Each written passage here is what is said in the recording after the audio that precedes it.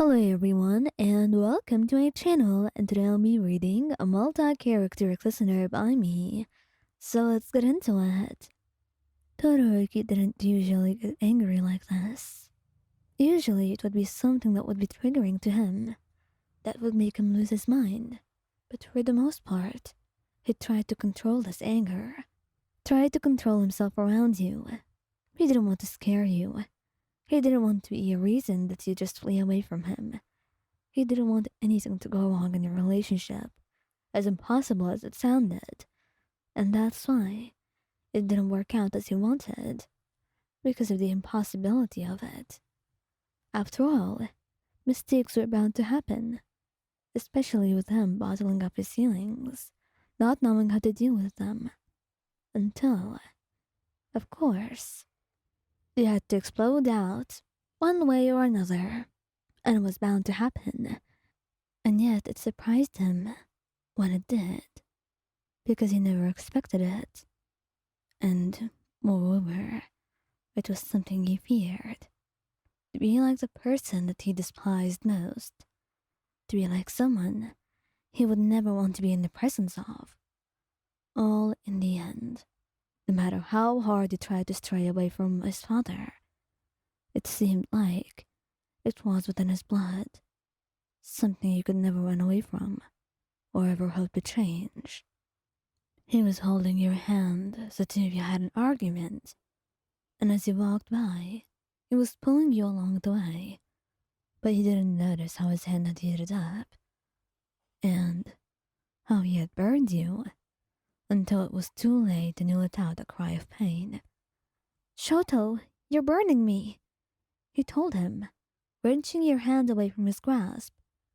And he turned back towards you, his eyes wide suddenly, as if all the anger had melted away. And he was looking at you in horror, at your hand, that was now slightly red from the burn. "Wait, Wayan, I did that?" "You did. You burned me," he told him, welling up with tears. But Shoto, the guilt had consumed him at that moment. He was terrified of what he had done, terrified of who he became, and just how much he was like his father, accidentally. He didn't mean to hurt you. He didn't mean to do anything to you. And yet it seems like he has. He didn't mean any of that. But that would be something he couldn't change, apparently. "Wayan, I'm really sorry. I didn't mean to do any of that. You know it." "I don't want to talk to you, Shoto," you told him, tears welling up in your eyes as you just turned away, not wanting to see his face at the moment. The way he was yelling at you, gripping your hand so roughly, and then burning it. It just made you so upset, and also scared of him. Was this how it was going to be every time he gets mad? If that were the case, then you don't want to be with him. And that was clear in your mind. You would not let yourself become a punching bag of any sort, just because you love him. In that case, you had to leave. And that's why you immediately left him that night. No matter how many times he apologized, you just couldn't take it. And you couldn't take the thought of your life becoming like this in the future. You had to think. And he had a lot to do, like making it up for you, and trying to make sure this never happens again, if he ever gets you to forgive him in the first place. And so it started. The letters at your door every day, the flowers that he would send you weekly, and the guilty looks. Eventually, 3 weeks later, he was able to come face to face with you, guilt overwhelming him, and then he kneeled. "Wayan, I'm sorry. I really am. Please, just forgive me, Wayan. I never meant to hurt you. You know that, right?" "Shoto, I'm scared. I don't want this to be my reality. And I know how terrible it has been for you, but I can't forgive something like that." "I'm not saying you have to forgive it.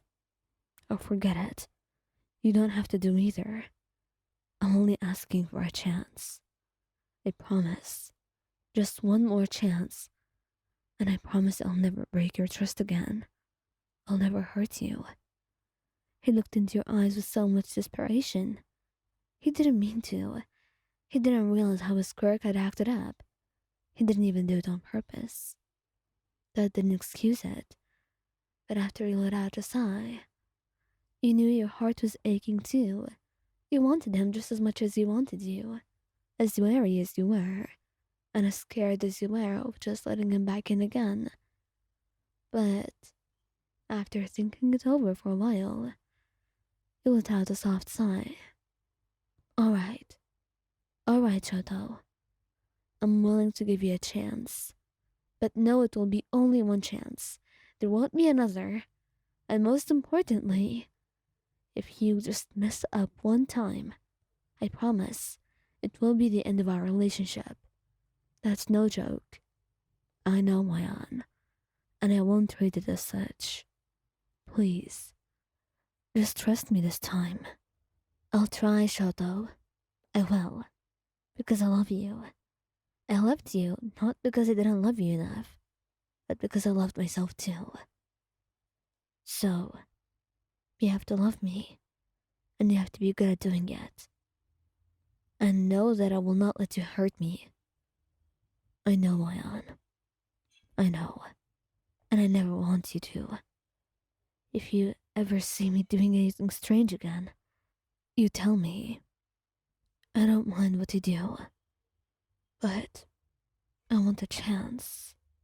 And since I'm getting it, I promise you I'll prove myself. And I'll never make a mistake like that again. That I assure you of. Alright.